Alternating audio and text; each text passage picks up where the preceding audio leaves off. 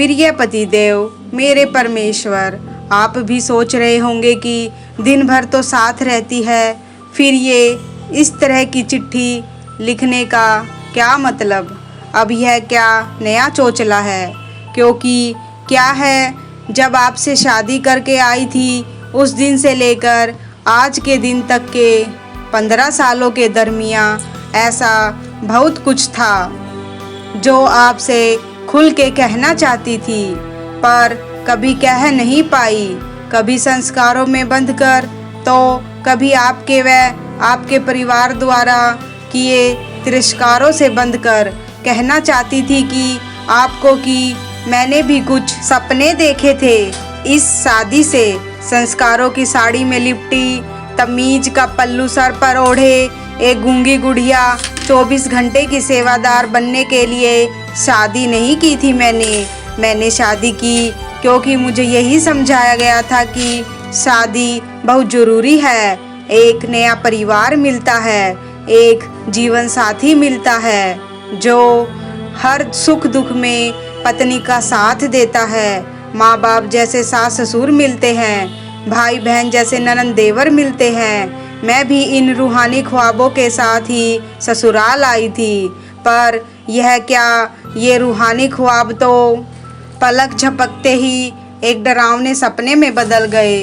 ना कभी आपके माता पिता, भाई बहन से बहू भाभी के रिश्ते का मान मिला, तो बस अपमान, तिरस्कार, तोहमत, ताने, दोष।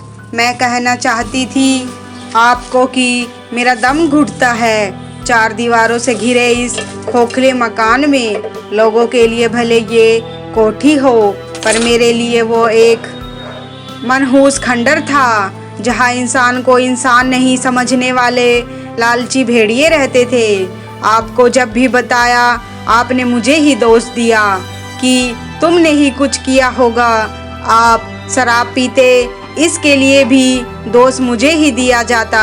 शराब के नशे में मुझ पे हाथ उठाते, तब भी दोषी मैं ही होती।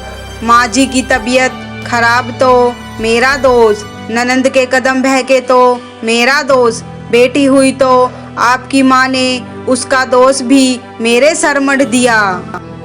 इसकी माँ ने सिर्फ बेटियां ही जनी है ना, तो इसके भी यही होगा। शादी के 15 साल में न जाने कितनी तरह के दोषारोपण का शिकार हुई कि खुद मैं भी अपने आप को ही दोष देने लगती थी।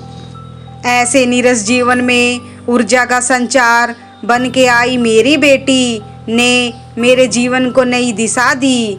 मैं कहना चाहती थी आपसे, सड़क किनारे ठेले पर गोलगप्पे खाना अच्छा लगता है। मुझे अच्छा लगता है बारिश में अपने साथी का हाथ थाम घूमना, पहाड़ों की सैर करना। मुझे अच्छा लगता है रात को जागकर पुरानी फिल्में देखना। मुझे अच्छा लगता है अपने मनपसंद कपड़े पहनना, पर ससुराल में मेरी सभी चाहतों को परंपरा, अनुशासन, संस्कार के नाम पर बलि चढ़ाया गया। दुनिया को दिखाने के लिए एक अच्छी बहू, अच्छी पत्नी का टैग तक पा लिया मैंने, पर खुद को खो दिया। मेरे उसी में मेरी फिर पहचान करवाई मेरी बेटी ने। उन भावनाओं से मृत लोगों के घर में एक मेरी बेटी ही तो थी जिसने मुझे सराहाया, मेरे सपनों को पहचाना, मेरी लेखनी को पंख दिए। वरना आपको तो मेरा लिखना सिर्फ कागज काला करना लगता था और माँ जी को काम से बचने का बहाना, पर सच में तो वो लिखना ही मेरे दुखों को दूर करने का जरिया था। आपसे और परिवार से मिले हर दुख तकलीफ को लिख कर ही तो अपना गम बांटा करती थी। कागजों के साथ उन्हीं काले कागजों को बेटी ने नाम के साथ पहचान दी। आज इतने सालों बाद हिम्मत करके आपसे कुछ कह रही हूँ। सिर्फ कह ही नहीं रही, बल्कि एक फैसला भी लिया है जिसे पूरा कर रही हूँ। मैं खुद को इस घुटन भरे माहौल से आज़ाद कर रही हूँ।